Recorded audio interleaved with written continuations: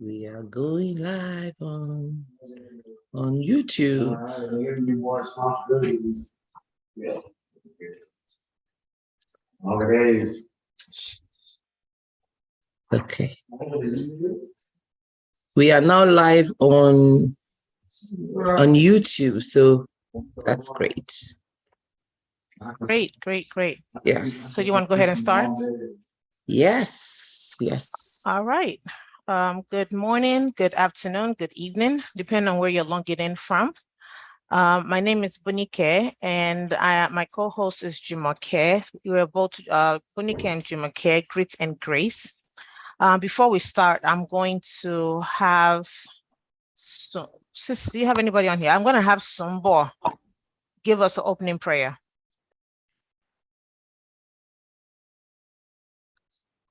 Ola Sumbo, I can hear me.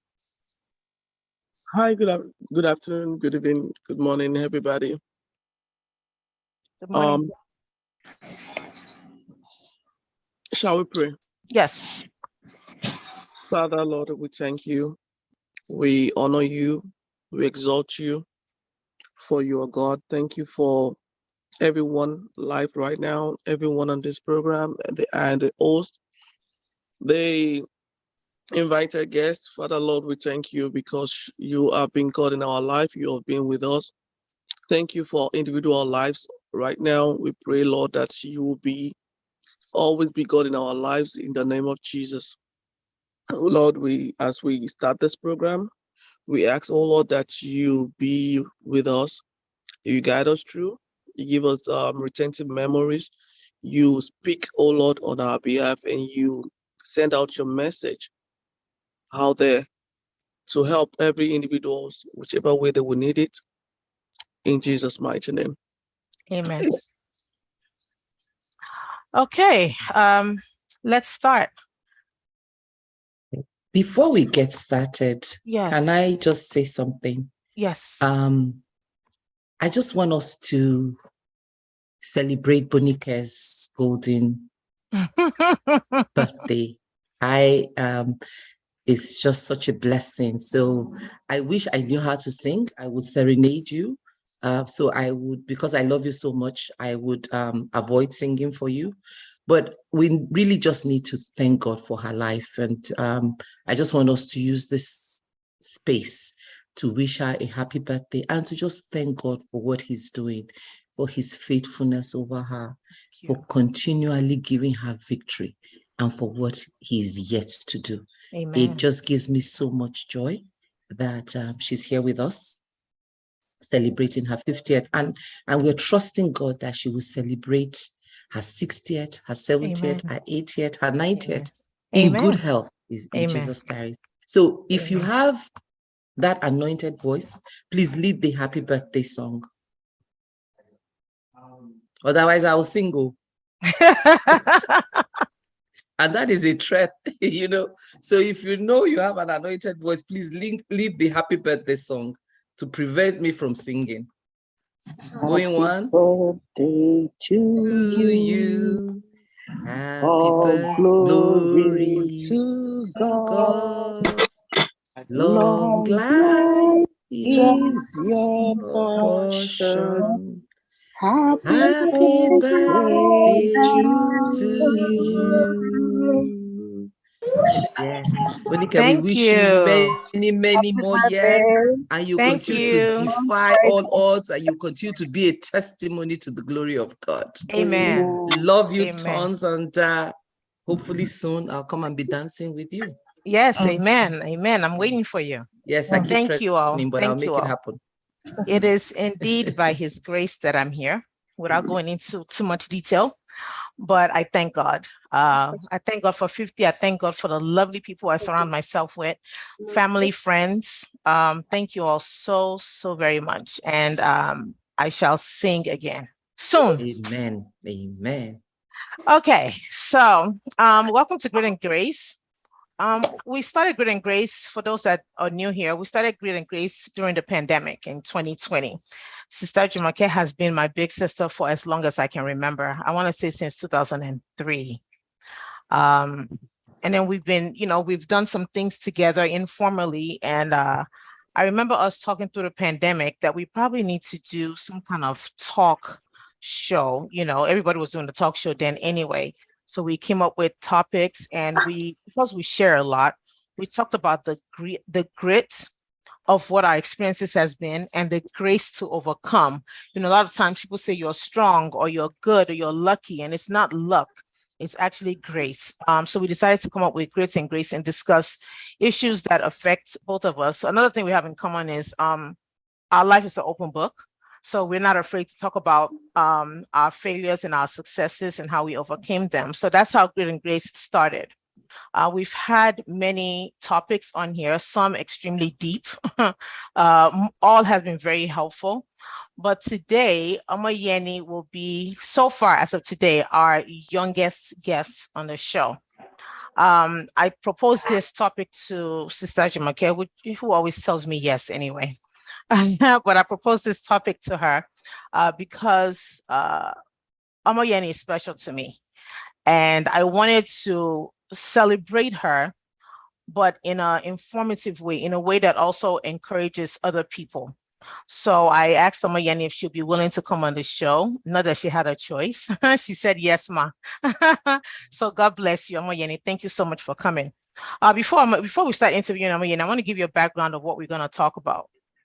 So there's a program in which high school students can earn college credits while in high school.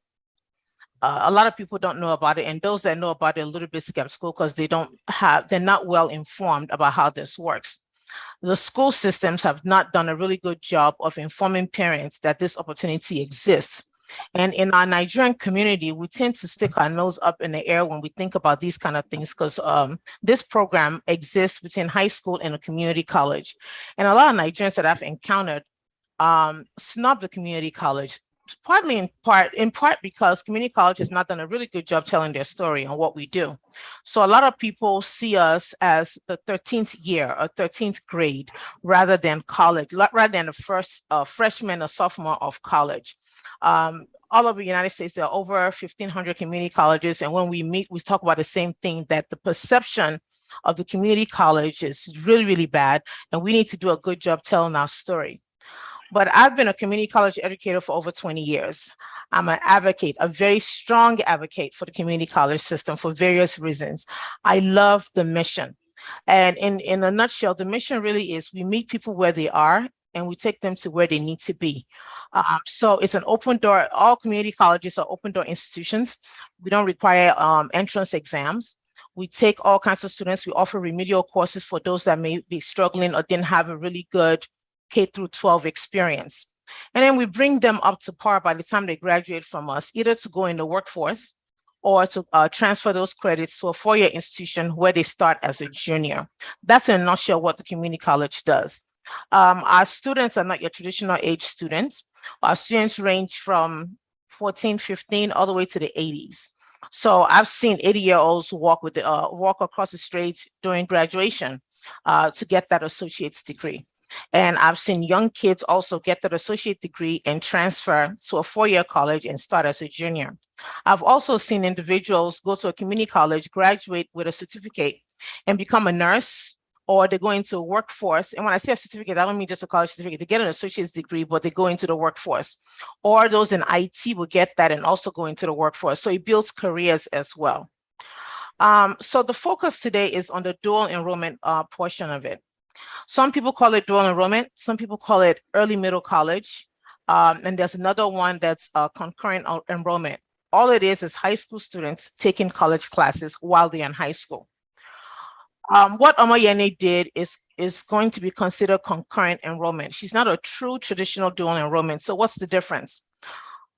A dual enrollment student is a student that is taking high school classes and also taking college classes, and we use those college credits to satisfy some of their high school credits. Okay, so by the time they graduate, they've done some college, not all, they've done some college, and they've used those credits to augment their high school credit.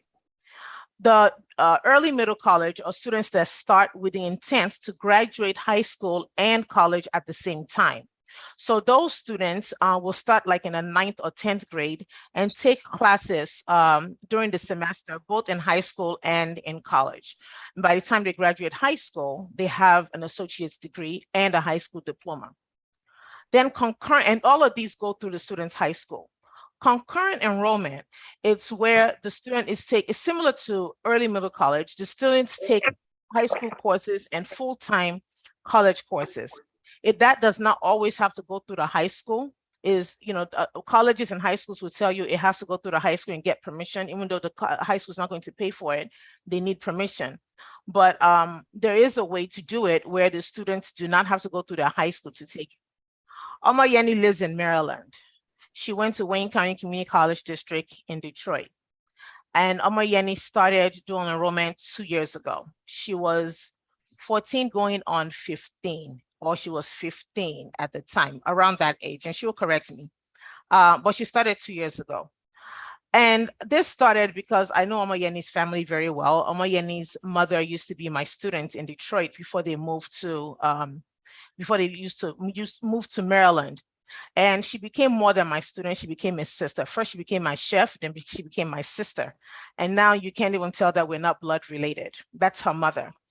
And I remember reaching out to her to say, listen, you should put Omoyeni in dual enrollment program. She said, assist me, anything you want me to do, yeah, go ahead and do it. I said, okay. I said, it's a challenging program. So you're gonna have to close your eyes and let me do what I do best. She said Omoyeni was all mine. So I contacted Omoyeni and said, you're going to start taking college classes starting, and I think I gave her just a few months, maybe 2-3 months to think about it. Not that she had an option really, but I wanted her to get herself prepared that this is what's going to happen. I took Omoyeni like my daughter. So both of my kids went through dual enrollment. Yanju will get a chance to tell you a little bit about her experience as well, to collaborate what Omoyeni is going to discuss. But Omoyeni started, like I said, 2 years ago, and graduated from Wayne County Community College District on August 9, 2020 with an associate's degree, and she's still in high school. At the age of 17? At 17, yes. She's Wow. still in high school. She'll start 12th grade in September. So Omoyeni, you have the floor. I'm going to ask you to give us a brief, tell us about your journey from the time you started up to the time you graduated. Okay, I just want to put it in context for those that are joining us from Nigeria that don't know what the associate degree is. It's actually 2 years of a 4-year college. So it's 2 years. That means you've spent 2 years in a 4-year college already. And Omoyeni got a 2-year degree while she was still in high school. So she started this journey at the age of 15. That in itself is, so she was taking college classes, first year college classes at the age of 15. So just wanted to provide that for those that are outside the country. Yeah, and her degree, like Fumi just reminded me, will be equivalent to an OND. I didn't go to school in Nigeria, so I don't know what that is. But he said it will be equivalent to like someone that graduated from a polytechnic. Even though polytechnic is not a community college, there's some differences, but it's very similar. So Omoyeni, you have the floor, and we may interrupt to ask you questions. So go for it. As I stated, I started when I was 15, around sophomore year, 10th grade year, and I just recently finished this summer, and I'll be starting my senior year of high school in a few weeks. I haven't graduated high school yet. I've been enrolled in Wayne County for about like around 4 to 5 semesters. I've taken like different classes along the 2-year period. Okay, and this was all online? Yes. There wasn't any break. Once I finish a semester, I'll be enrolled in another semester already. So Omoyeni, can you tell us how many, in high school, you're in full-time high school, so how many classes did you take in high school? 7 classes. For high school? Yes. And how many classes did you take in college? Per semester? Total, No, per semester. It varies because one semester I'll take around between 4 and 8 classes. So for those of us that have been to college in this country, she just said 8 classes. That's 24 credits. And she's a high Wow. school student taking full-time. Now, that's not the norm, okay? That's a disclaimer. That's not a norm. Those that know me know I'm a hardcore educator. My expectations are beyond the world. I mean, my kids used to tell me that my expectations are too high, and I said, yeah, just meet it anyway. And because Amoyani's mother gave me the free range, I treated Amoyani the exact same way I treated Jomi and Yanju. So she started with 4 classes that semester that she started. And I can't remember what semester, but she started with 4 classes to test her out. And I put the fear of God But that's in full her. time though. 4 classes is full time, right, Bonike? Absolutely. 4 classes is full time. 4 classes is definitely full time. That's 12 credits. I know her last semester, which just ended, she took 8 classes. That's 24 credits. 8, she took 24 credits. College That's credits. actually 2 semesters In one. in one. And she was also in high school, Yes. taking high school classes. Yes. And this is at the age of 17. Absolutely. Right. So, So, okay. so Amayeni, tell us about your first semester, because I want you to compare your first semester to the semesters where you started taking more classes. Tell us about that first experience. The first semester was confusing, but it was the easiest because, like you said, you just started me off at 4, so nothing too big. But it was really confusing because I had to learn how like they do it, college instead of high school, because it's not the same at all. Like, I have to reach out to the professor myself. They won't reach out to you. And reading is a big part of it, the syllabus and everything. So it was very confusing and overwhelming. But compared to the last one I just took, it's like I knew what the teacher wanted. I knew what I had to do, what books I had to get. So it wasn't confusing. And just for context, Amayeni started this program in the middle of a pandemic. So this was when remote learning was going on for kids all over the United States, which in itself was challenging. She passed her first semester, and we celebrated, you know. And I have this philosophy for students that their parents allow me to mentor. If you fail a class, you're going to have to pay for it. So, Amayeni, tell us about the semester you failed your first class. It was my English class, I believe, and it was. I would say the class was hard. I feel like I could have pushed myself more now that I'm like used to it and everything. I passed my other classes, one class, and it was like after failing, it made me realize like this is not a joke. I need to be more serious. I need to start doing better. So what did I make you do when you failed that class? You made me pay for it. You told me that I have to pay my mom. So She her was mom, 15. and she worked at McDonald's. So wait. So she was 15, Mhm. working at McDonald's, Mhm. taking full-time college classes, Mhm. taking full-time high school classes. Absolutely. How? So Amayeni, tell us how. How did you do that? Because it is the story of resilience and determination from such a very young age that before you graduated high school, you have an associate degree. That in itself is another, we'll get back to it. So, but you're working, you're taking high school, you're in school, high school full-time, you're taking full-time college classes at the age of 15 in America. Mhm. Okay.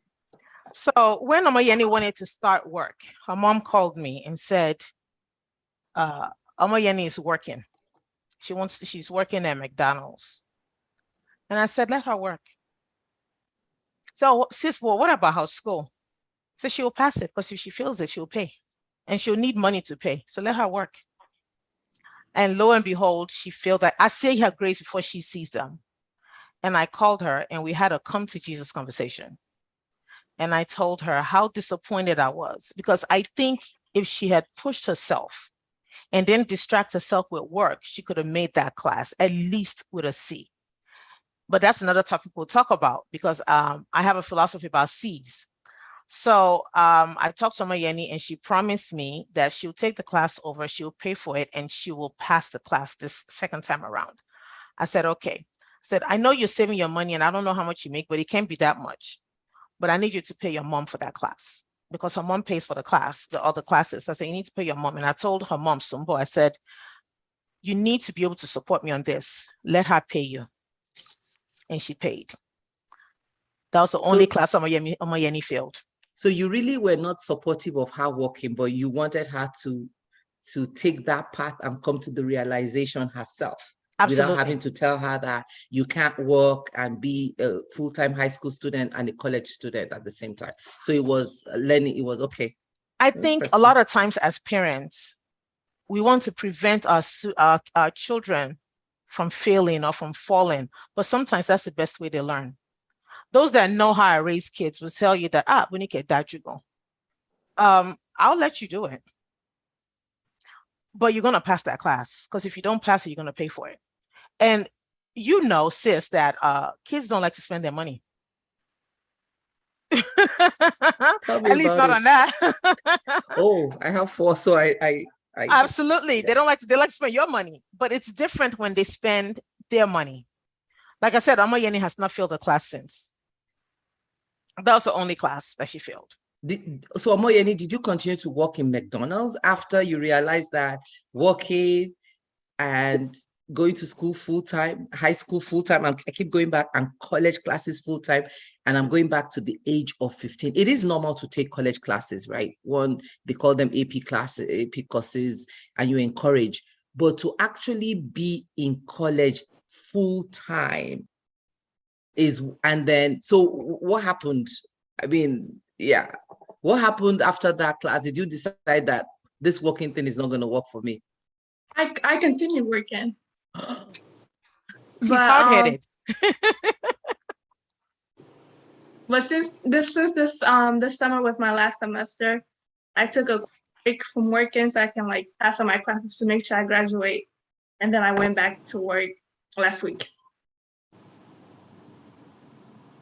Wow.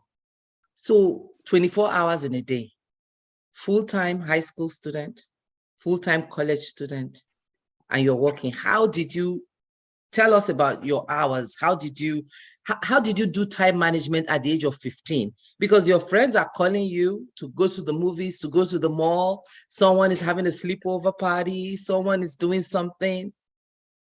Yeah. Okay. I didn't tell anybody this. My mom doesn't know either. But when I get back from school, on days I'm not working, I take naps. And when I wake up from my nap, I'm up late. So around 12 in the morning, I'll be on my computer doing work. Sometimes my mom will wake up to pee, and then she'll just see me at midnight. And then she'll be like, why are you still up? Well, I was doing my work. And then I'll do all my homework at school, so I don't have to come back to it at home. And then when I come back home, I will do my college work.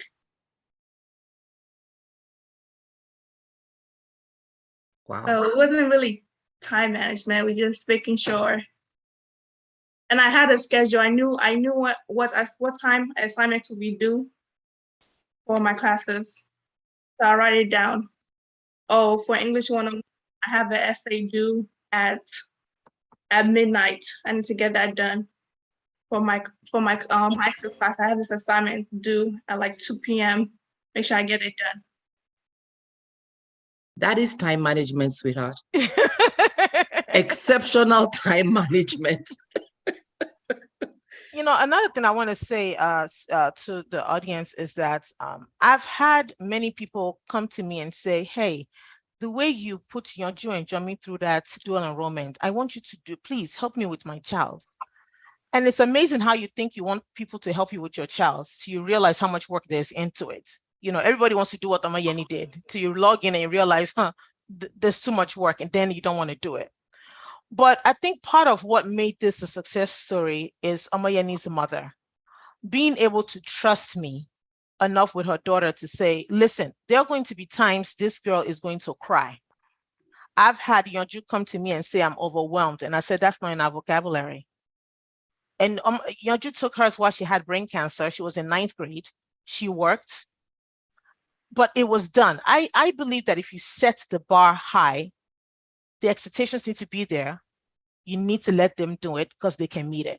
Now, again, my approach is a bit extreme. That's the reason they call me Margaret Thatcher in our family. My approach, especially to education, is very extreme. But I've always had success stories with the children that I work with. Omoyeni will probably be my 5th one that I've worked with, but Omoyeni will be the first one, apart from my kids, that completed the program in 2 years. I have Yanju on here, and I brought her on to support Omoyeni in her, because I know Omoyeni is a little bit shy. Like, what do I say now?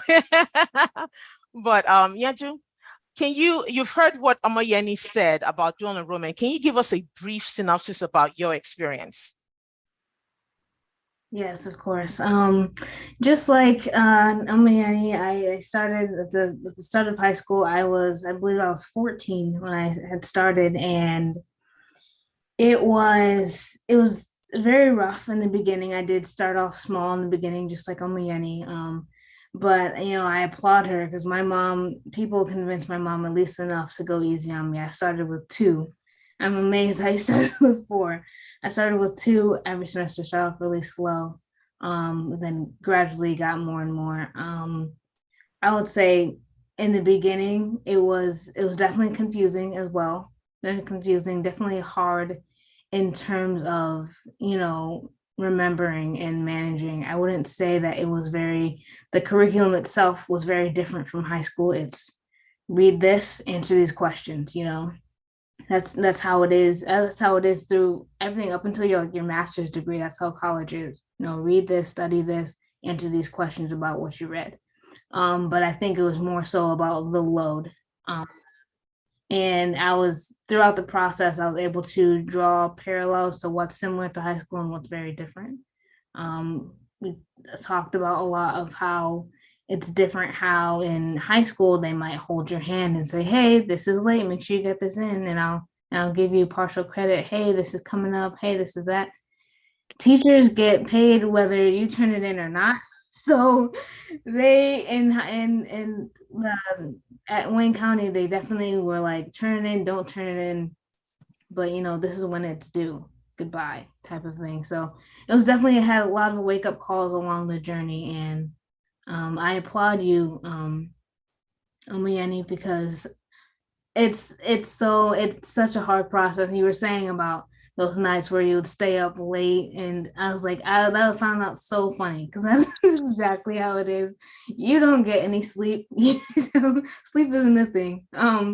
But I'm very happy for you, and Well, Yanju, let's talk about you, because I remember one time you would actually go from chemotherapy to class. Yeah. True. And you were what, 14? You were 14 or 15. How old were you at that time? That was 14 at that time. You were 14. You were dealing with brain cancer, and then you would still go to class. I mean, this is just, and the reason I'm bringing all this, college is something, education is something, but there's resilience that I'm seeing in these young ladies. That is what I'm trying to bring out.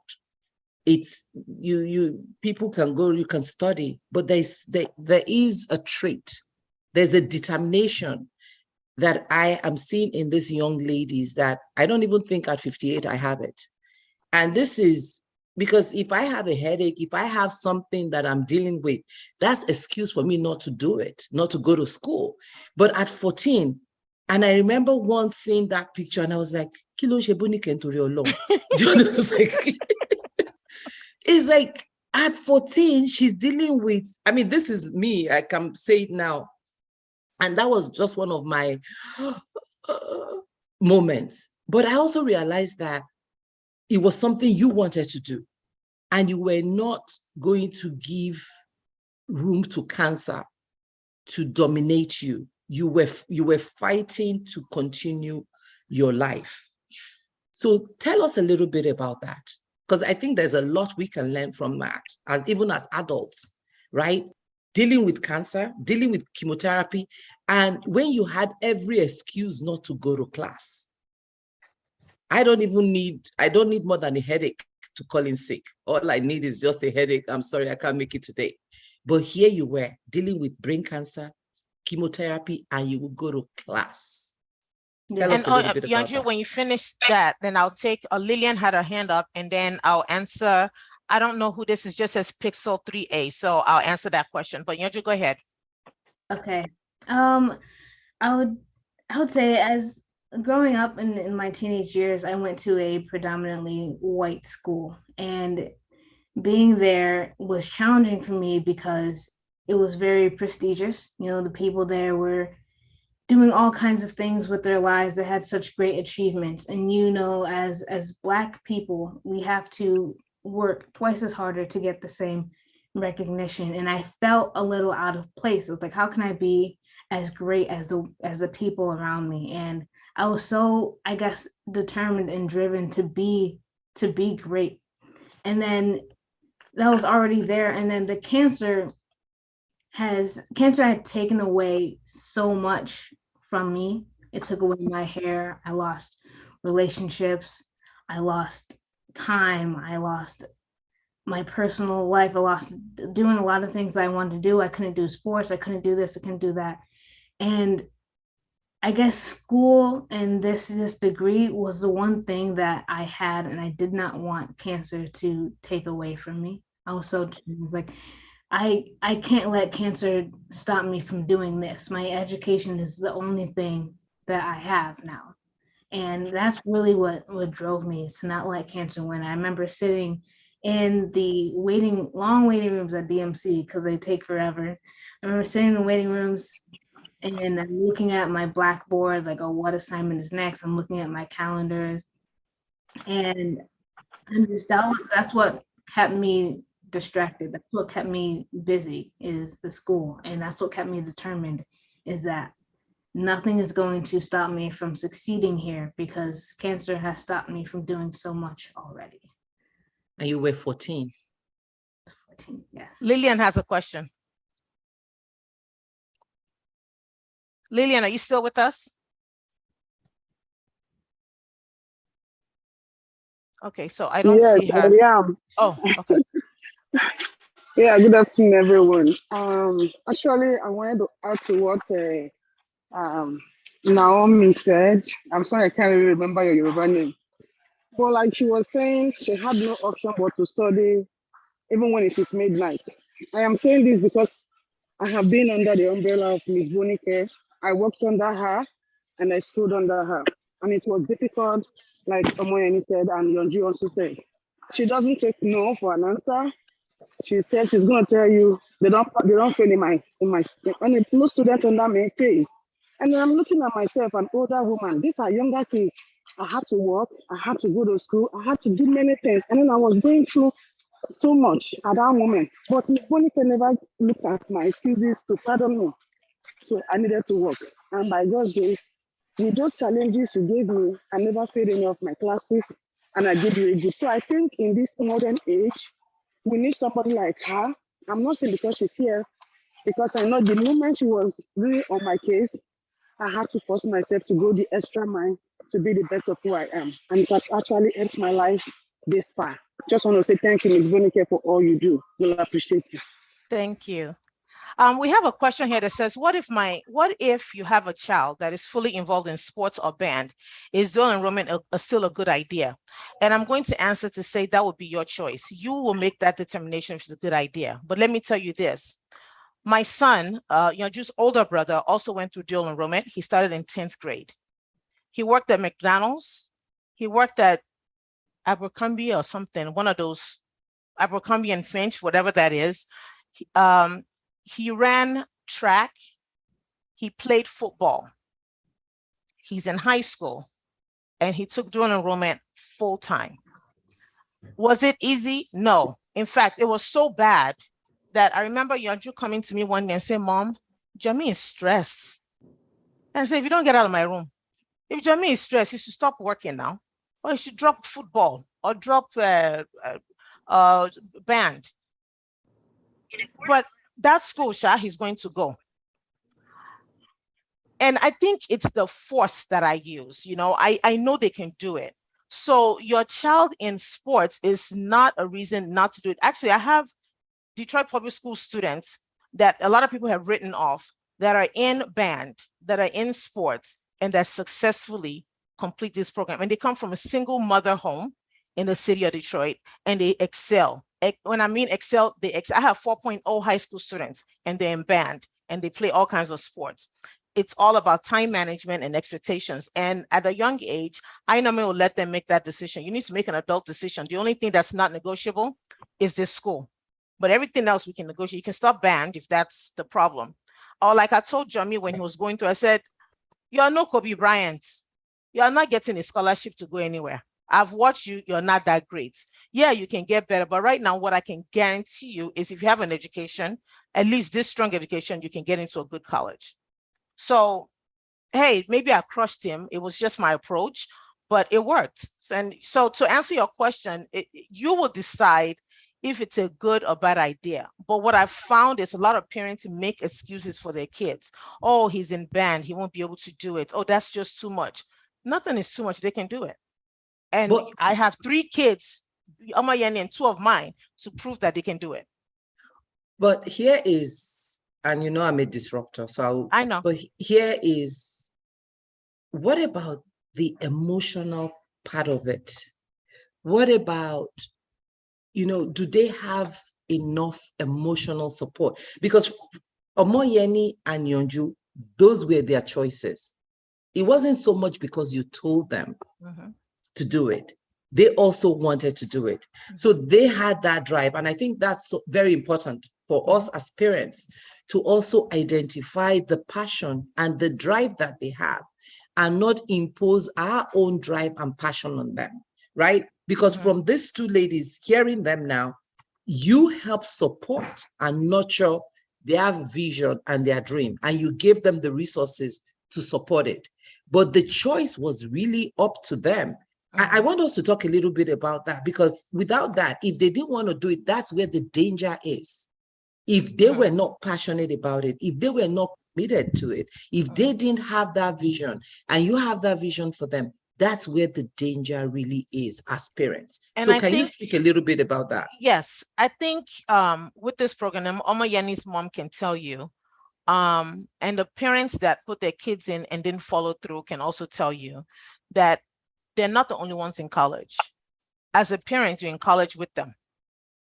And that takes away from some parents who may feel like they don't have the time and they're okay with deferring this early college to another time, or there's no need for an early college. The emotional support will have to come from the parents. I support as well, but they don't live in my house, at least in Omoyeni's case. I support, I'm the disciplinarian in the process, but family support, parental support is extremely important because there are going to be some emotional times. And I think I prepared Omoyeni's mom for that there are going to be times this girl is going to cry. That's not a time for us to yell. That's a time for us, like I tell Yanju, you have 15 minutes and let it out. Let it out, let it out. But this pity party can't last for too long, okay? Now let's talk about how we're gonna plan. Tell me what your day really looks like. Okay, what can you do rather than watching TV? Or if you watch TV for 1 hour, can you move that to 45 minutes and give yourself 45 minutes to just rest? No TV, no distraction, just to kind of get your thoughts together. So we work with them on the emotional aspect, but the parents, if you want your kids to do this, it requires a full-time effort on your part as well, because all of you in college together, not that you help them do their work, but all of you are in college together. And I think that's where the emotional support comes from. Thank you. One more question. Now, if a kid comes and says, I don't want to do this anymore. I'm in school full-time. There's a reason why it's a 4-year degree. I'm going to take 4 years when I get out of high school. I just want to be a kid. I want to go to the movies. I want to have makeup parties with my friends. I don't want to lose this opportunity to be a little girl. What do you say to them? I say it's okay. Okay. I say, so we had a young lady in the program that came in with Omoyeni, and she took one class. And I let her take one class because I've never met the kid. I don't know the mother. So I went easy. So she took one class. She didn't do too great. When her mother contacted me to register for the next semester, I said to her, I don't think your daughter is ready. And while Omoyeni may be doing it, I don't want you to compare your kid to Omoyeni. I've seen your daughter's performance and my approach has not worked. It usually does, and it has not worked. She may want it, but she was not ready. The mom wasn't ready too, because I don't think she had the time or realized how much time it required, or that it required that both her and her daughter need to be in college at the same time. So while I didn't talk to the students, I did talk to the mother to say, I will let you register for 2 classes. Let her register for 2 classes this semester. But if she fails those 2 classes, I want us to withdraw her, because your transcripts follows you everywhere you go. No matter what school she ends up going to, they're going to say, send us your transcript from your school if you've ever taken college classes. And I don't want her to have a negative transcript. So if she takes these 2 more classes and she struggles or she doesn't pass, then we need to withdraw her. And that's what we did. So there are students, and my niece tried it and she wasn't ready. She took one class, she actually passed the one class, but the second semester, she just wasn't ready. And I was okay with that. So it's for us as parents to also know when they are ready and when they are not. Correct. And not to be hard on them when they are not, but to also support them and nurture them to the point where they are ready. Because Nigerians, we are so big on education. It's like, hey, nobody ever got, everybody was an A student, nobody was an F student, everybody was number 1 in a class of 42. So everybody was, everybody came first. So, and we as Nigerian parents, and I'm asking you because this is important, right? You are a vice chancellor at a community college, and I am an advocate of community college. I've worked in community college, and 2 of my kids that went through community college. No student loan, just for those people that want to go, just remember, no student loan. If you go through community college, you're saving $60,000. At least. At least that. And I mean, I have success stories for the 2 that went through community college, and they're very, very, very well, thank God. But here is another question that I want to ask you. You take this upon yourself to help support and nurture these young ladies. How do we, those of us that are not in education, how can we also help identify some of this talent or determination and help nurture them as a community? How can we do that? Whether it's in my nieces, whether it's in my friends' children, where maybe the parents may not identify, but how can we help identify and nurture some of this passion? I think, and Sumbo, after I say this, Sumbo, you'll go next. I think we as Nigerian parents, we have to be open-minded. We have to be open-minded that this is feasible. We have to be realistic that it's not easy, that just because it's a community college doesn't mean it's easy, okay? And we need to manage our expectations in ways that are supporting our kids. And what I mean by that is everybody wants their kids to go to Ivy League schools, and there's nothing wrong with that. I celebrate those kids that made it into an Ivy League school after they took all the AP classes and blah, blah, blah. So let me tell you about AP classes. They're taking advanced classes. Those credits don't transfer to college though. Do I have a feedback? I think Omoyeni is logged onto 2 devices. Oh, okay. People look at community colleges and they don't give it enough respect. They want their kids to go to Yale and go to Harvard and go to Brown. And, my kid went to Cornell. That is fantastic. But all of our kids are not going to go there. One, financially, we may not be able to do that. They may not be that great in that band or in that sport. We're just pushing them to go be the next Kobe Bryant when we know. God forbid us to admit that.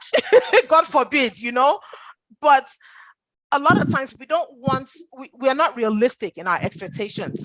They have to take sports because like Baja's son got this and they play for the NFL. All of us can go into the NFL and all of us won't get band scholarships. Okay. We need to be realistic. The community college, like you said, sis, will save you money. And that's what I mean by being open. It will save you money. So the way we can help support these kids is we've put in their head that they're going to Cornell. Nothing wrong with those people that went to Cornell, though. I mean, I wish I got in, but they put into their kids' head that they're going to Cornell. It has to be an elite school. So they're already putting unrealistic pressures on these kids. When you can be realistic, not only with your kid, but with your pockets. Education is a business. I'm in the business. We're there to make money. Don't let us fool you that your kids' education is our number one priority. And I lie. We want your money. Especially if you're an international student, we really want your money. So what a community college would do is slash at least 70% of that tuition, at least your first 2 years. So encourage them rather than talking about that and looking down on the community college. Let's manage the expectations. So if we see a rising kid, like, okay, this kid is brilliant, maybe we can help talk to our friends and say, your kid is actually very brilliant. Why don't you try this? Why don't you try the community college? Why don't they do an enrollment classes? At least it will help you. It help prepare them for college, for that Cornell. It help prepare them for that because by the time they take 1 or 2 years of community college, they're college students. When they get into Cornell, they're no longer freshmen. They don't think like freshmen. They don't act like freshmen. They've been there, they've done that. So your money now is well spent.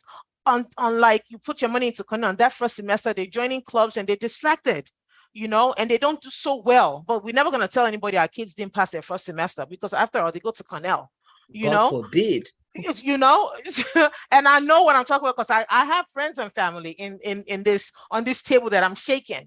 I think how we can help sis is identify and help dispel the myth of community college. You said you have 2 kids that went there. Speak about it. Speak about the community college experience. And so that people you're talking to understand that it's not 13th grade. It's not 14th grade. It's actually college. Like the work, you've heard these 2 young ladies talk about the work was rigorous, and it could have been rigorous because they're young kids, but at the end of the day, it's still college. Most of my friends that are on here went through the community college. I met Omoyeni's mom through the community college. So that's how we can identify kids, potential kids for this program. And then we should educate ourselves and stop listening to all these elite minds that say, no, your kids shouldn't do that. Because some people tell you about dual enrollment and they know nothing about it, but they'll tell you a whole story about it. Oh, don't let your kid do that. They won't take the credits. That's a lie. These are, at least Yanju and Jomi took it and went to 2 different schools and their credits were taken. For Yanju, I think 47 of her credits were taken. For Jomi, 53. I don't know which school Omoyeni is going to go to next. So I don't know how many of it they will take, but it's a lie that if you take community college credits or dual enrollment that it won't transfer. That's a lie. Might I add on that? I actually got into, there's only one school, and that was NC State that I didn't get accepted, but I got into every school that I applied to. And I think that heavily had to do with the fact that I'm coming in as a transfer student and not a high school student. Just throwing that out there. Yeah. And I want to add something to that. My youngest son did 2 years, but he knew the college he was transferring to. They had the 2+2, and he was an engineering student. Or he did engineering. So all the classes that he needed to take that were transferable because the counselor from the school he was transferring to was helping him pick those classes. Mm-hmm. So this is what is transferable. So all his classes went with him to his 4-year college because the program he was doing, he started to take those electives that would be accepted for that program. And even the grades that they would accept, he was informed of it at the onset. So that is the difference. I'm just putting that in as part of it. So when you are in community college, you actually, they have, in California, I don't know about other places in California, they have the 2+2 and those transfer agreements where the schools work with you while you are in community college. And as soon as he was done, it was almost like he just went to go and start his 3rd year at Cal Poly. Yes. Sumbo, you had your hand up. Yes, thank you, ma'am. I just wanted to piggyback on the emotional support and question and when the kid feels that they can't do it. So first of all, the emotional part, I know there are two valid two events that I can remember very vividly. There was a day, I was downstairs and she just dropped her laptop and I was, what's going on? I thought, she had she had crisis, she had sickle cell crisis and I wasn't there to be working on anything. So she was supposed to submit an assignment by 11 something 59 off. Everything cleared out. So she was, she broke down and I was there and I had to support her and like, I mean, I'm not about school now. Let's send an email to the professor and tell the professor something. And that's the part that parents needs to come in. If she doesn't have anybody, we can't just throw them into the wolf and say, yeah, go do it. We have to be there to juggle brains together and see how we can best get, okay, let's resolve this. This is how we can resolve it. Let's do this, let's do that. Parents cannot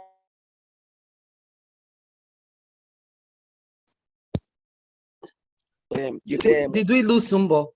No, she's still talking. Okay. She's good. I mean, we have to be there to support emotionally. The second time she was crying, I was like, what's going on? She said, I'm overwhelmed. And once the morning tells you she's overwhelmed, my daughter had sickle cell. Even when she has crisis, she's still there. She's still hanging in there. You can't see it in her face. So for my breakdown, I was like, yes, yeah. So what can I do to help you? That's the question I asked. What can I do? How can we do this together? We're in this together because I'm doing, and yes, parents needs to be there. It's not, oh, he's doing, yeah, she's fighting with it. She's taking a grades. I'm logging in behind her back. Yes, that's the emotional part I wanted to chip in. And the other part, there was a time she said she, if she could stop the program. And I asked, why? What's the reason? And we sat down, we talked about it, and we came up with a conclusion. She said, can I have 1 year free of no school? Can I take 1 year break if I do this? And that was like a bargain. We went to the bargaining, and yeah, you can have 1 year. You don't have to go into a 4-year university immediately. You can take your time, before she now said, okay, then I can do it. So Wow.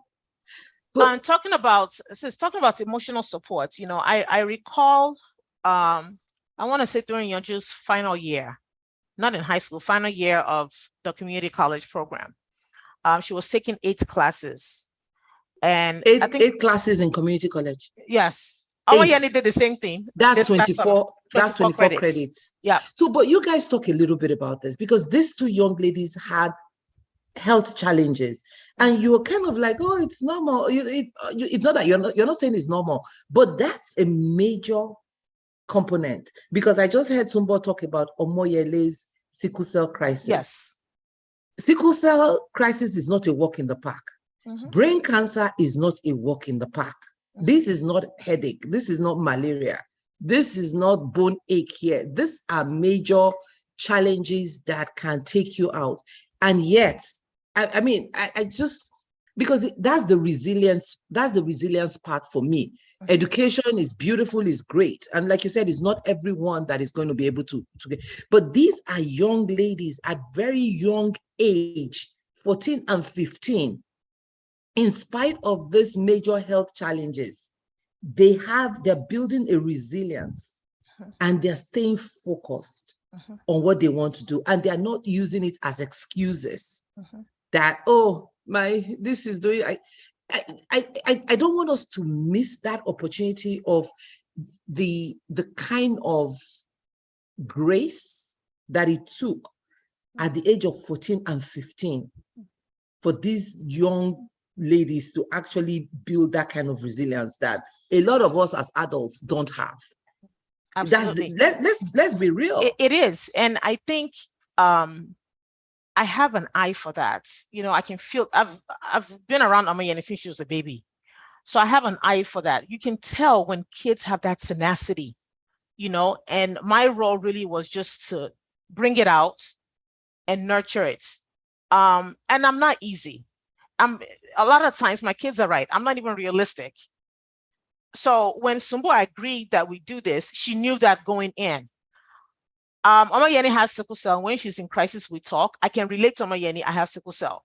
So I know if she tells me her leg hurts, I know exactly what she's thinking about, what she's feeling, what, you know, the challenges she's facing. What I was building in them was that, or nurturing, was that tenacity that they have, that resiliency, because it's going to go beyond community college and an associate's degree.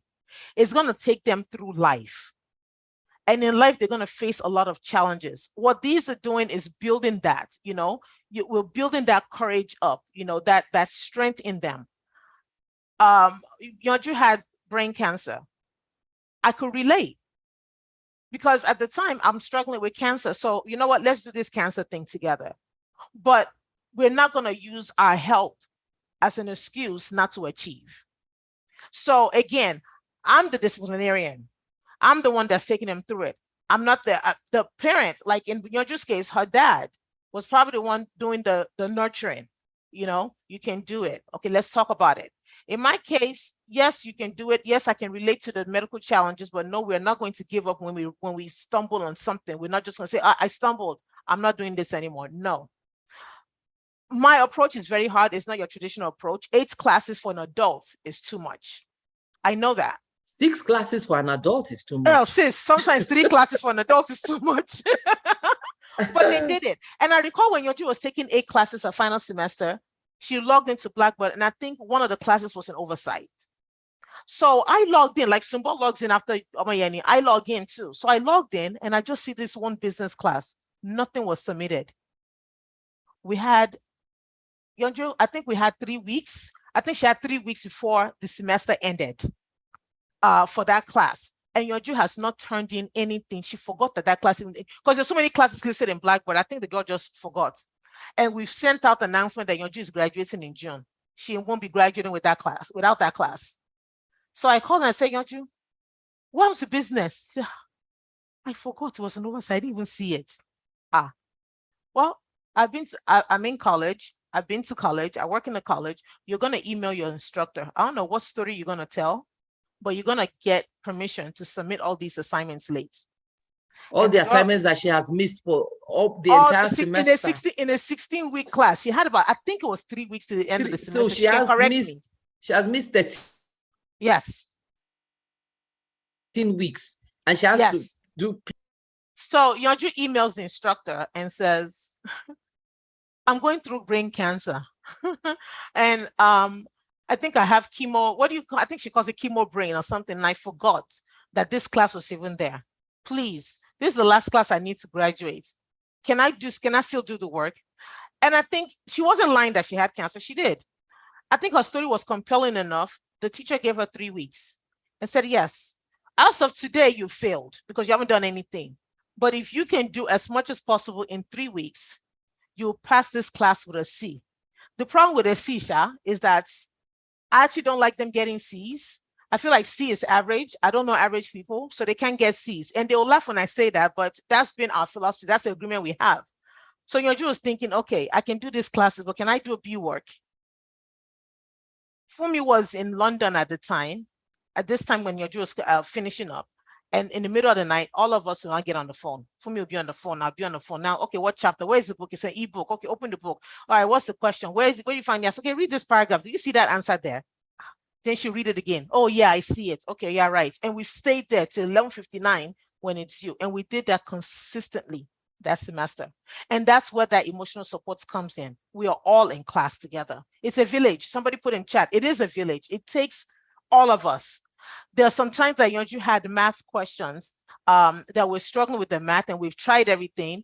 And I'll call her father's cousin in Maryland and say, hey, Yemi, Yanju has this class. It's due at 11:59. This is the math question. This is what she's getting. Oh yeah, step in. Is our child together now? He'll step in. Or I'll call Okwesani, because that's another one that's actually really good in math. Hey, we have this problem. I'm gonna need you right now. Please, this is something to do. I'm not saying do it for her, but I need you to take her through these steps. I can't do it, but I need her to pass this class.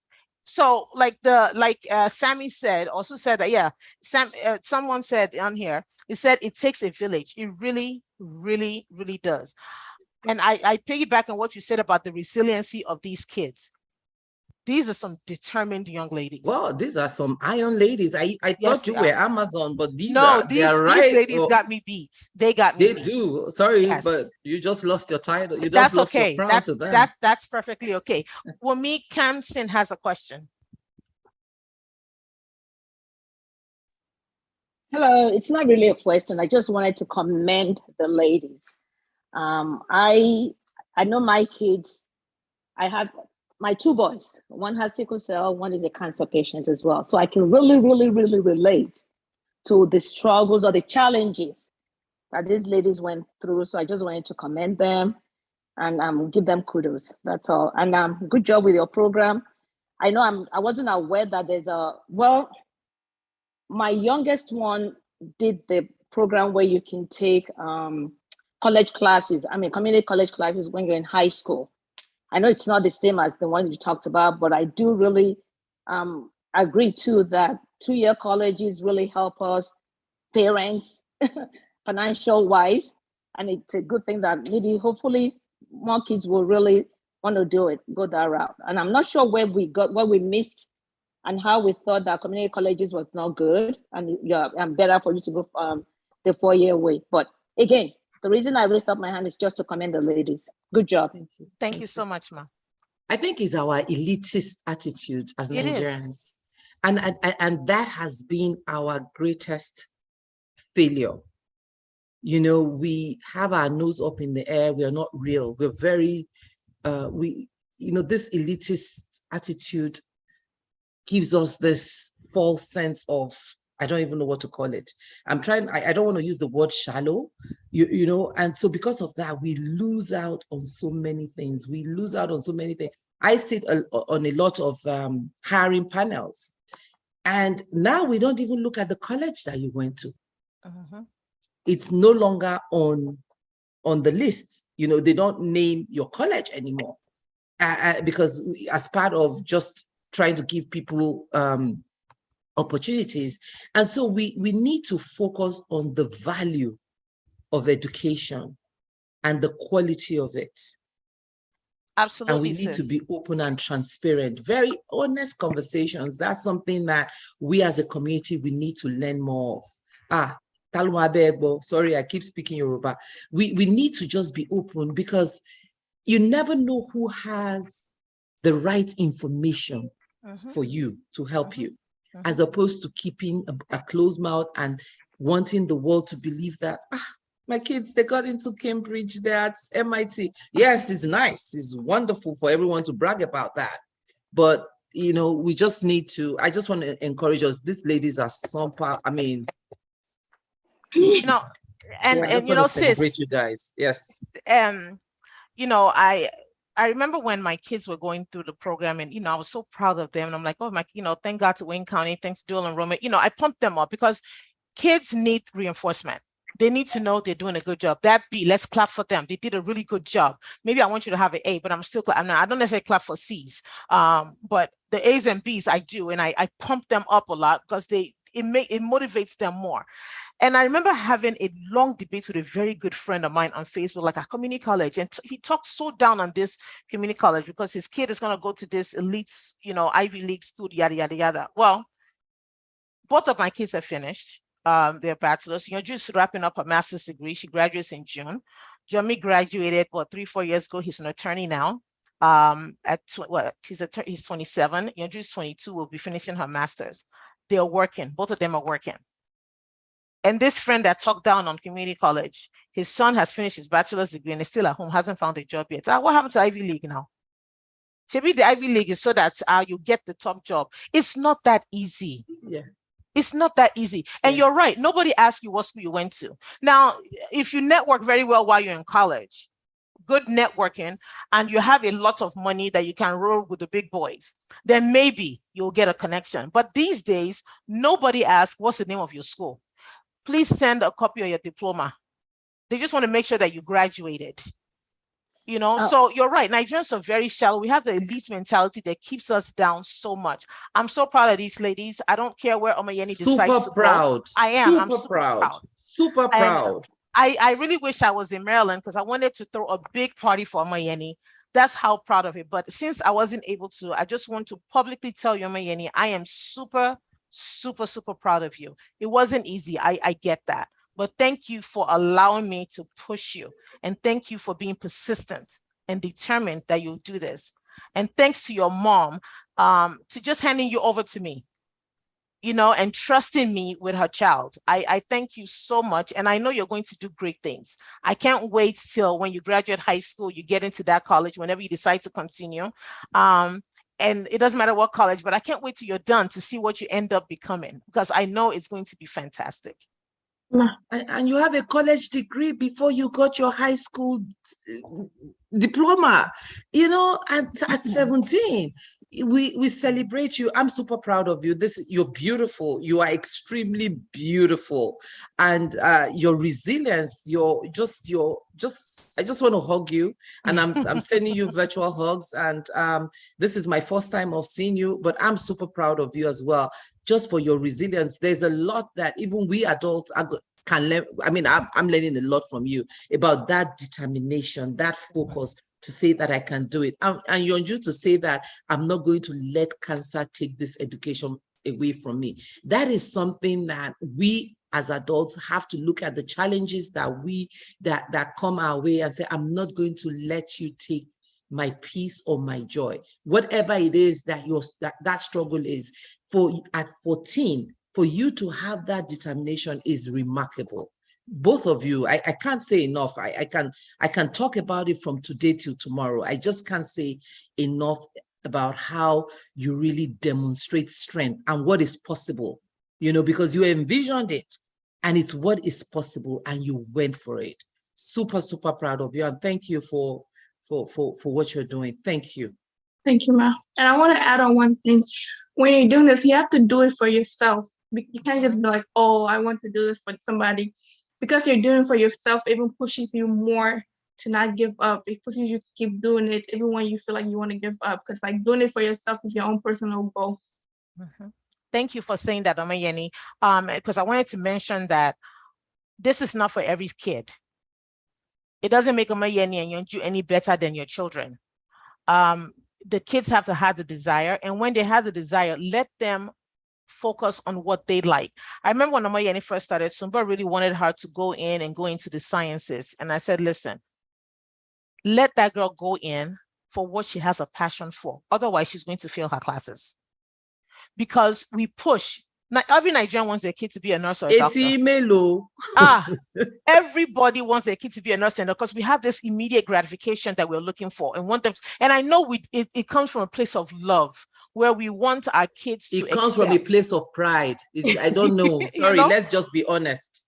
But let them go into what they want to go into. I remember when Jimmy was going in, you know, I can't remember what he initially wanted to major in. And I don't push for a major, just go to school. And he came one day and he said, Mom, I'm going to major in criminal justice with a minor in sociology. I said, oh, okay, no problem. He's an attorney now. Yanju came home. Yanju went to Tennessee, University of Tennessee, and went in for animal science. I knew she struggled with sciences, but hey, that's what she wants to do. Okay, go for it. I don't think the semester ended before she called me and said, Mom, I think I'm going to go into psychology. I just realized I can't do the sciences. She graduated with a degree in psychology, then now she's finishing up at Howard with her master's in social work. And I think she'll make a fantastic social worker. And her line of work is no more less than someone that went to medical school or someone that Because went that's to law her school. passion. That's her calling. passion. That's what she Yes. wants to do. You know, that's what she wants to do. And I think that's so important for us to identify what their strengths are, what they were called for. I had the same struggle. My daughter was a science student. She made it to those national something in high school. Can't even remember what they call them, but those achievers, right? And it was like, oh, she's going to be a doctor. So it's like, oh, you're going to go to school. This is what you're going to study. And I remember the day she told me, like, Mom, I don't want to do this. I was like, what? Ever since you were a child, this is what you wanted to go. So I changed my mind. I don't want to do this anymore because I can't. This is not what I want to do. And I mean, as a mother, I was heartbroken. That's why I say it comes more from a place of pride and, love, because it's like you want to boast. My daughter, she's a doctor. That's just who we are. But when I accepted that, it took me a while to accept it. And even that, it strained my relationship. It strained our relationship because she started avoiding me. Because every time I say, are you sure that's not what you want to do? Are you sure? Because you are very brilliant. You are very smart. You went to school. You were a straight National Society or Honor Society. You were Honor Society. Are you sure? Because I really think, you just have to apply yourself. So she stopped taking my calls. She started avoiding me for a while. That's the reality of things until I had to accept this is her calling. And she's in a place where she's happy. She's doing what she loves. And that is the greatest success. I think we can, help our children realize what their calling is and support and nurture them to be able to achieve that. Margaret has her hands up. Oh, sorry, Maria Goretti. Good morning, ladies. Good morning. Congratulations, Amoyeni. I am super proud of you. No surprise, Nike did it again. She still has some in the works. Don't forget, Nike. With your permission, I would differ on some points that were made. So the idea of Nigerian/African moms pushing their kids through certain pathway is not always only because of pride. I believe that if we've given our children certain lifestyles and standards in life, we should only encourage them, if nothing, to maintain such standards and to be able to offer their children such and even better. The Bible says that children are like arrows on bows. When you release, they should go far and above what their parents have been able to accomplish in life. A lot of people will say vanity upon vanity, but the truth is, while you're on the face of this earth, you need to make a mark. So when you push your children, yes, it's imperative that we look at their strength and, try to help them become what we think they can be. But the truth is, the children are resilient. We can bring out a whole lot by supporting our kids. I have my daughters, they are 22 today, soon to finish medical school in 1 year. They cry every day. But the question is, are they crying because they can't do it? Or are they crying because they are overwhelmed? If you have a child who has 3 weeks to deadline to graduate and she hasn't submitted one item, well, the whole village should jump in. That's how I see it. I was up till 1 a.m. 2 nights ago. I took my kids out last weekend from school and we went for my mom's 80th event, and it was a 3 days long event. Yeah. By the time they were done, they were tired and they had schoolwork. Well, I was up and I said to their dad, come sit down, help me begin color map of Africa, I beg. The child writes the thing, I'll color for you, things like that. I had one daughter call and say, Mom, I'm tired. I think I'm just gonna, I said, don't say it. Get on Southwest, find you a ticket. Here's my credit card number, come home, let's talk. Sometimes all they need is a hug. Yes, I don't support and promote or advocate for big schools, big names and things like that. But I think that we should also take a close look at our children and, try to support them in what they want to do, and also let them know that, they can do even more, because I know they can. I think you used the word here, support. There's a difference between support and imposing. I think that's what we're saying. Support No, I'm not to gonna help them. impose. Yeah, that's what we're saying. So we support our children to achieve their goals. But Right. when we push our children to achieve our goals, that's the difference. That's Our the goal difference. is Our own different. goals, Yeah. because we have our goals, right? So it's when where we are pushing our children, because we have this concept. I want to be a doctor. I couldn't be a doctor, so my daughter should be a doctor. And then we're going to push them in that line. So I think that's what we're saying. Support is something that we encourage, not just the parents, but the whole community, to help support our children to be the best that they can be. But we shouldn't impose. That's the word. That's the right word. English is challenging for me sometimes. Margaret has a question.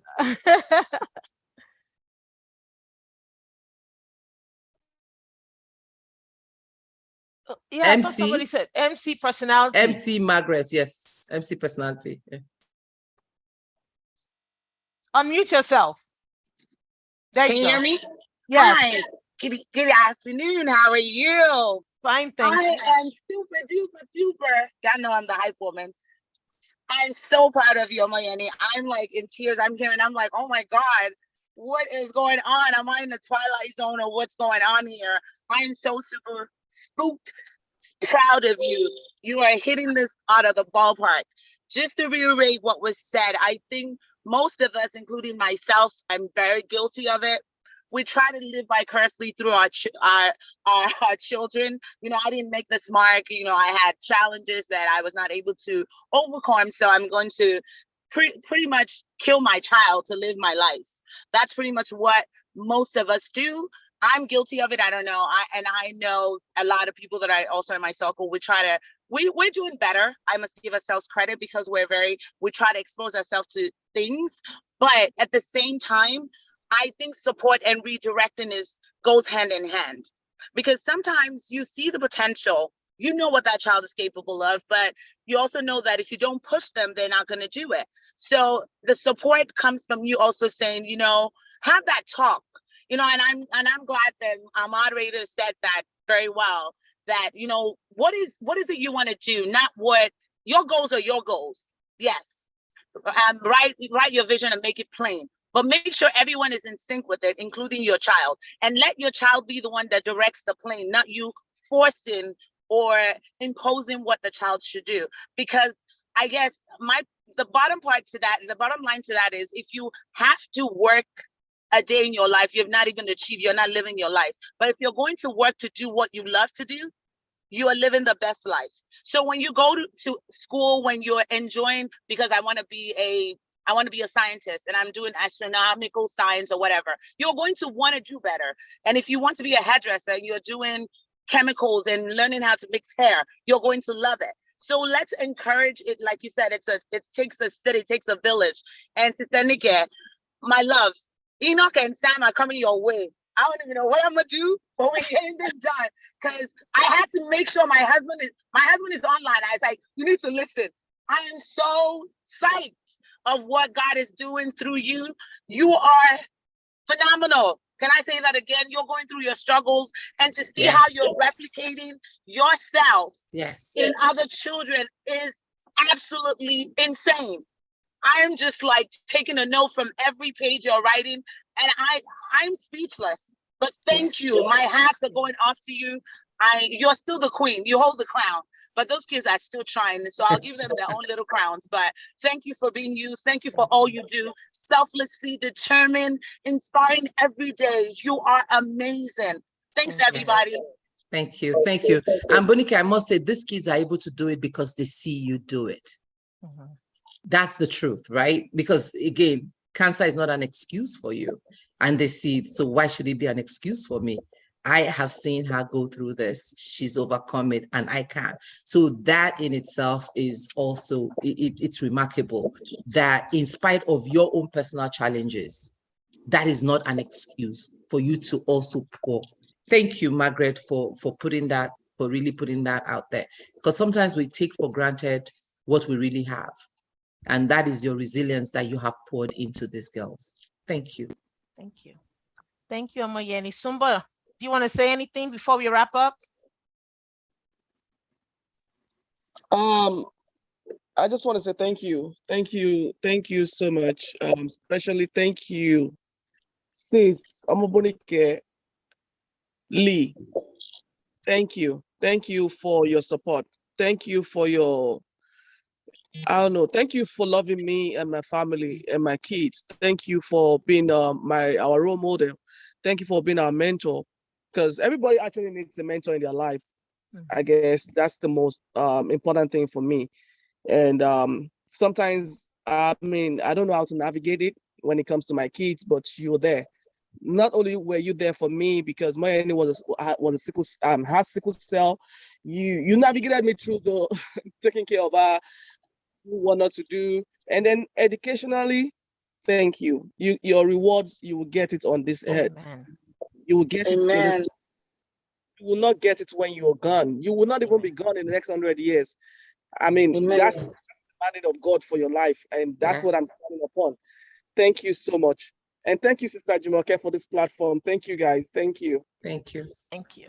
Thank you. And once again, Amayeni, I am super proud of you. Proud of you. Proud of you. Proud of you. Congratulations. Thank you. Thank you, everyone.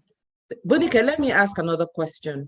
Can kids from all over the nation enroll in this Wayne Community College? Can kids from Nigeria do it? Can other kids that how can they do it? So if you can, you're available to help put them through, right? For those that are listening and they say, wow, I didn't know anything about this. And definitely kids from Nigeria can do it. I don't know if Maria is still online, but Maria has put, I think, 2 people from Nigeria through this program. Now they're not at graduation stage yet, but she's put them through. And I think the challenge with anyone in Nigeria is the stability of the internet. The network. The network is not stable. So like Yanju alluded to, faculty members don't care. So all of that is excuses. They just need you to complete the assignment to get the grade. And that has been the challenge for the students that take it from Nigeria. But yes, the requirement is that you're at least 16, right? If you're at least 16, then you can get into the program. Now, if you're in the US, if you're an international student, that's if you're any student that wants to do a dual enrollment, you have to be at least 16, is what they say. Okay. But I work at a college. So I have a way to get the kids in before they're 16, but you have to be 16. Now, if you're less than 16 and you live in the US, then the parents should talk to the school and ask them for dual enrollment or early middle college. They call it different things in different states, but dual enrollment or early middle college, because if you take it through your kids' high school, the high school district pays for it. Your tax dollars are paying for this anyway. So the school will pay for your kids to take college classes. The speed at which they take it may not be at the speed that these 2 young ladies took it. Remember, I work at the college and I know these 2 kids personally, so I pushed. 8 credits, 8 classes is not normal, okay? They're just an exception to the rule, but students can take 6 credits. I've had students take 9 credits, which is 3 classes, and you can go through your kids' high school. So this is not just to Wayne County, it's to any community college. Make sure you talk to your kids' high school and tell them you want your kid, if you want it, you want your kids to go through the dual enrollment program. And if they're going to go through that, then they can use Amayeni and Yanju as a resource. The kids can, because sometimes they just need someone that's done it before to talk to them. So I'm volunteering my 2 young ladies, my 2 scholars here, to be a resource to help those kids that you put in that program so that they can talk things through. But anyone can do it. Yes, from Nigeria. The only challenge is internet. Thank you. Okay. Any parting words from Omoyeni and Yanju? You get the last word. Oh, both of you. They said somebody was asking for Omoyeni's Zelle. Thank you. I zelled already. Thank you so much, Maria. Thank you so much. Thank you, Nikki, for what you continue to do in the lives of children. God bless you. Thank you. Amayeni, you have the last word. I just wanted to thank everybody that's here today. I want to thank you personally for pushing me.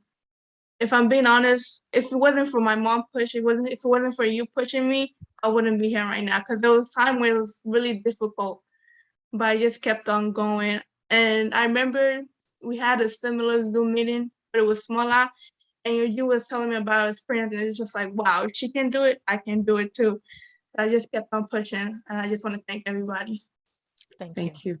Yanju, Can anything play from a you? special number for these girls, please. It's called African Girls.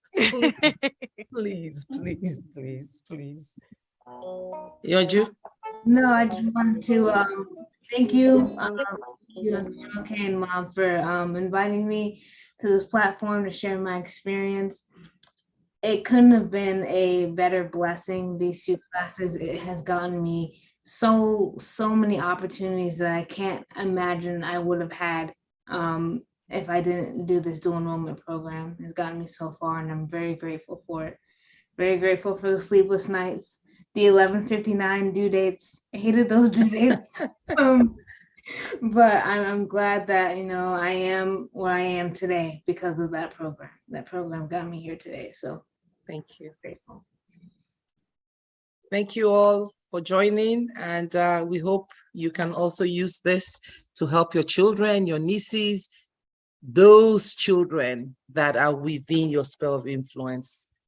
Bonica is doing it across the board, and we can all continue to support our children, because as a community, we are better.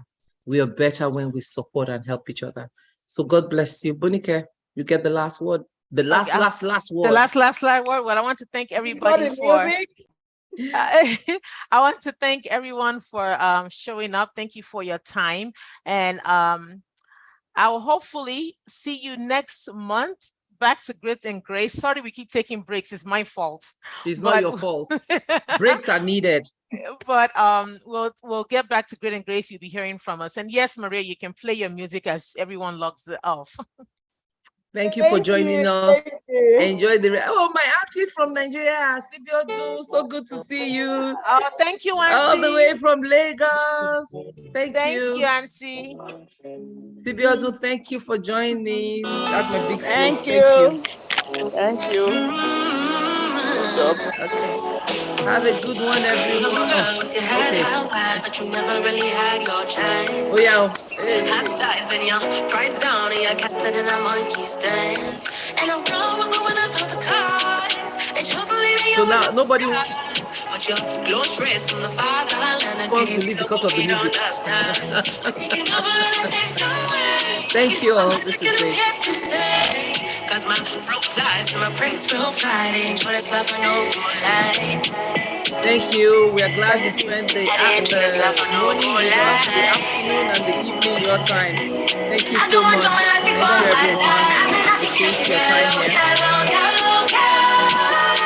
Say what you want about me, but you can't even try to I'm surprised it wasn't Bugal that you played. No, it's an African girl music. It simply says, I'm an African girl. Oh, okay.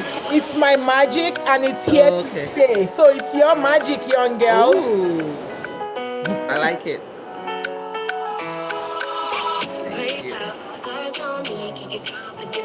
Thank you, everyone.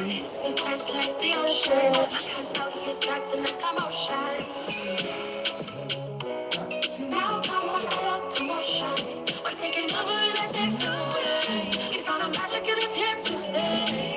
Cause my throat flies and my prince will fly. Enjoy this life, I know go lie.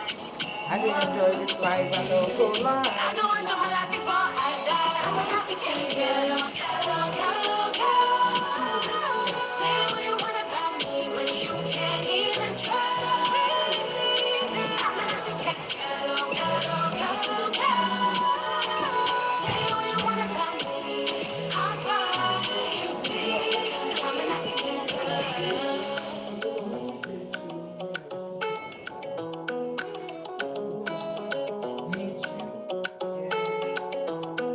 Shaking our hips, unwinding our waist. African babes got no time to waste. Shaku or Guara, whatever your taste. Rap for your country and show us your face. Ghana to Egypt, Morocco, Mali. Grab on my girls and let's stand up and sing.